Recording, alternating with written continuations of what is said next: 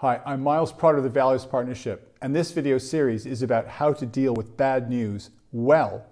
And this first video is all about what are we concerned about when bad news happens.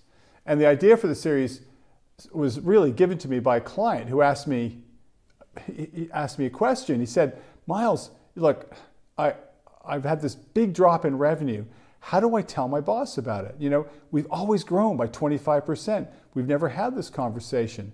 How compassionate is he going to be? I mean, the guy does Ironman triathlons. Like, he's a driven man.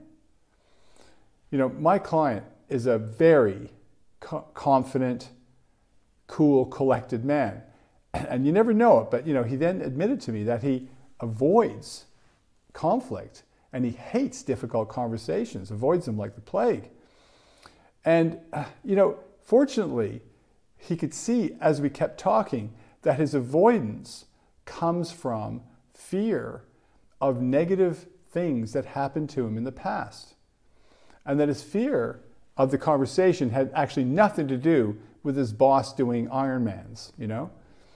So it's the same with the rest of us, you see. Having to deliver bad news triggers fear of recurrence of past negative events. So it could be failure, loss, punishment, being accused of something, someone getting angry with us, someone being abusive, being excluded, you see?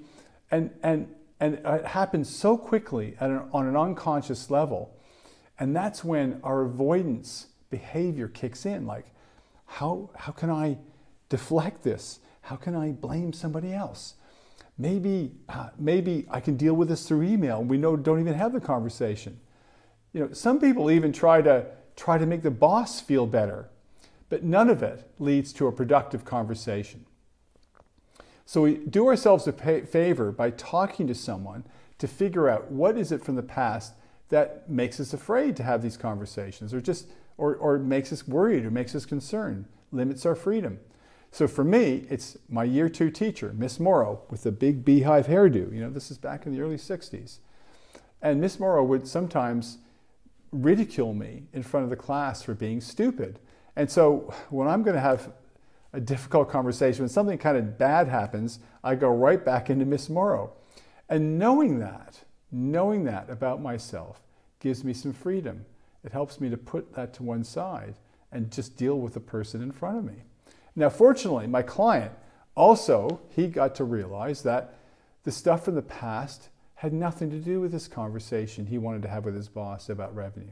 So he was now free to have a productive conversation. So I hope that's helpful, you know, just about really recognize what you're afraid of. The next video, number 2, I'm going to talk about a conversation I had with a friend who used to work for the legendary Jack Welch, CEO of General Electric. And my friend learned a lot about how to deal with bad news from Jack Welch. So look forward to seeing you then.